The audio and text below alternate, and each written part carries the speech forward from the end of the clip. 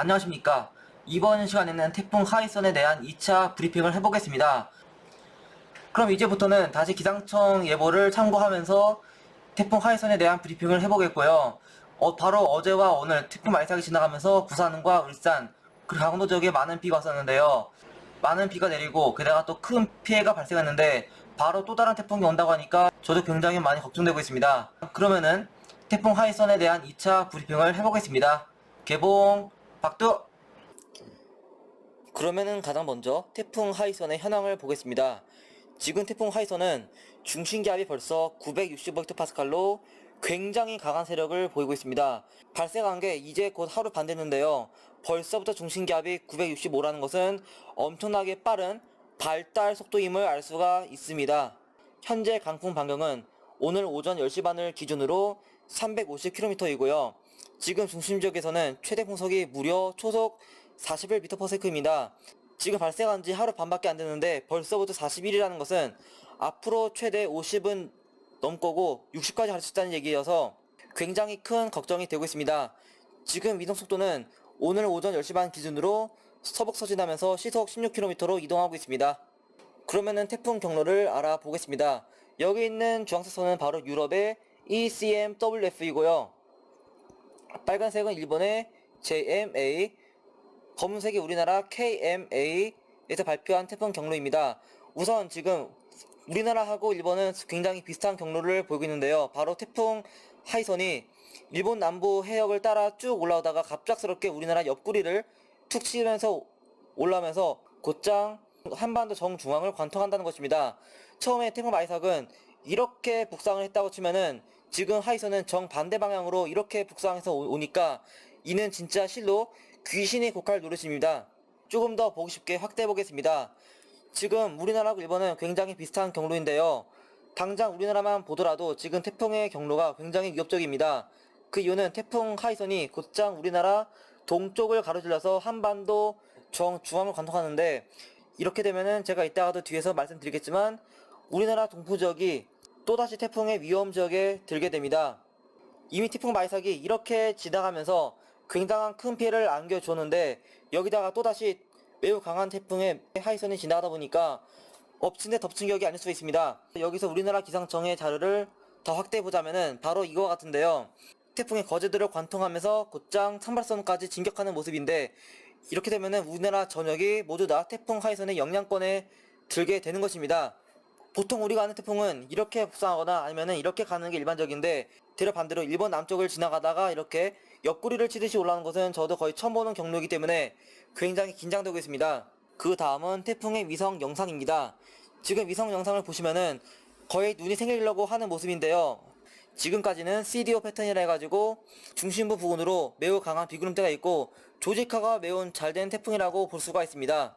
지금 카테고리 2등급이라는 것은 상당히 강한 태풍을 말하고, 앞으로 뜨거운 해역을 거쳐 지나오다 보면은 카테고리가 3단계, 4단계, 최악의 경우에는 카테고리 5단계라는 슈퍼급 태풍으로 갈 수가 있어 보입니다. 이에 따라 앞으로의 태풍 하이선이 마이삭보다 더 위험하기 때문에 예의주시가 필요해 보입니다. 그러면은 태풍의 강도를 보여주는 CI 지수입니다. 현재 일본 기상청에서 발표한 CI 지수는 5.0이고 CIMSS라고 하는 기관에서는 4.7로 보고 있는데요. 4.7이나 5.0이나 그냥 5라고 치겠습니다.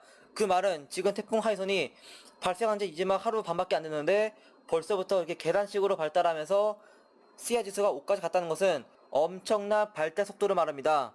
문제는 아직도 태풍 자체가 뜨거운 해역에 있고 앞으로 북상하려면 멀었기 때문에 CI 지수는 점차 더 급발달해서 최대 7에서 8까지 가는, 즉 슈퍼컷 태풍으로 갈 수 있어 보여서 엄청나게 긴장을 해야 될 것 같습니다. 그러면은 태풍에서 가장 중요한 연직시어를 보겠습니다. 태풍이라는 것은 수납성 저기압이기 때문에 하층과 상층 간의 바람 차이라고 하는 연직시어가 커지게 되면은 발달이 상당히 지연되는데요. 그 이유는 바로 잡열이 분산되기 때문입니다. 지금 태풍 하이선이 있는 부근으로는 연직시어가 5에서 15를 가리키면서 그렇게 높지는 않은 모습이고, 앞으로 건너오게 될 길 역시 연직시어가 5에서 10 정도로 상당히 낮기 때문에 태풍 자체는 연직시어에 의한 약화 없이 계속 발달한 채로 오겠습니다.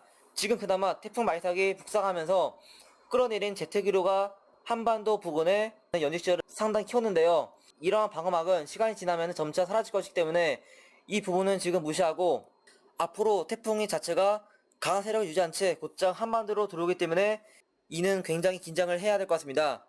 지금 손을 보시면은 여기가 28도 경계선이고요. 여기가 30도가 넘는 구역이고 여기는 28도라고 보시면 되는데 태풍이라는 것은 28도가 넘는 수온에서 발달하기 때문에 지금 잘 보시면은 28도의 경계선이 우리나라 남해상까지 북상하면서 태풍 자체가 강한 세력을 유지한 채 곧장 우리나라 옆구리를 칠 것입니다. 보통 태풍이 통과했다면은 그 통과한 대목으로는 수온이 좀 감소하고 연료량이 줄어드는데 이번 경우는 굉장히 특이하게 기존 태풍이 가지 않은 새로운 경로로 이렇게 가는 거여서 이는 진짜 귀신의 골칼 노릇입니다. 현재 기압비치를 보겠습니다. 지금 이게 바로 태풍 마이삭의 시체이고 태풍 하에서는 지금 여기 있는데요. 앞으로 북상하게 되면은 북태평양 고기압의 방어막은 점점 뚫릴 것이고 상층 제트는 북상하면서 태풍을 막아줄 만한 방패막이 사라질 것입니다. 이에 따라 앞으로 태풍 하에서는 지금 기상청에서 예보한 대로 이렇게 북상하면서 곧장 한반도의 남쪽을 관통한 다음에 정중앙을 지나가겠습니다. 그래도 한 가지 희망은 프로의 상층 제트 남하 여부하고 북태평양 고기압의 확장 정도에 따라 태풍 경로는 언제든지 바뀔 수 있다는 점을 반드시 알아두시기 바랍니다. 그럼 마지막으로 태풍 하이선이 오는 시간하고 이에 따른 날씨를 알아보겠습니다. 우선 태풍 하이선이 우리나라로 오는 시간대는 바로 다음주 월요일인 9월 7일입니다. 일단 9월 7일 오전에는 제주도를 지나가다가 오전 9시에 부산 혹은 거제도에 상륙합니다. 그 다음에 우리나라를 정중앙으로 관통해서 9월 7일 즉 다음주 월요일 12시가 되면은 강원도로 지나갈 것인데요. 이때가 되면은 수도권하고 강원도 전역 그리고 우리나라 전역은 모두 다 태풍 하이선의 직접 영향권에 들게 됩니다. 그리고 한 가지 더 걱정되는 것은 마이삭이 이어서 태풍 자체가 또다시 제주도 동부를 지나가기 때문에 강한 북동풍이 곧장 제주도 북부를 때릴 것입니다. 이에 따라 제주도가 이렇게 있고 제주도 중앙에 한라산이 있는데 습한 동풍이 곧장 제주도 동부를 때리게 되면서 또 강한 상승 기류가 발생함에 따라 즉 제주시를 포함한 제주도 북부 지역에 많은 비가 올 수가 있습니다. 그리고 태풍 자체가 마이삭에 이어서 이렇게 지나가게 되면은 남풍 기류가 또 강하게 유도됨에 따라 부산을 포함한 울산 지역과 포항 지역에도 굉장히 많은 비가 올 수 있고요. 게다가 태풍이 부상하게 되면은 또다시 동풍 기류가 유도되는데 이러한 동풍이 곧장 백두대간과 만나게 되면서 습한 동풍이 백두대간의 높은 산과 만나 상승 기류가 발달함에 따라 엄청나게 많은 비가 올 수 있습니다. 이에 따라 어제 마이삭처럼 시간당 120mm가 넘는 굉장한 폭우가 또 올 수 있음에 따라 강원도 동해안 지역하고 부산 그리고 제주도 북부 지역에서는 굉장한 대비를 해야 될 것 같습니다. 그럼 이상으로 태풍 10호 하이선에 대한 2차 브리핑이었고요. 다음 브리핑은 제가 내일 다시 하도록 하겠습니다. 구독과 좋아요 눌러주시면 감사하겠습니다. 감사합니다.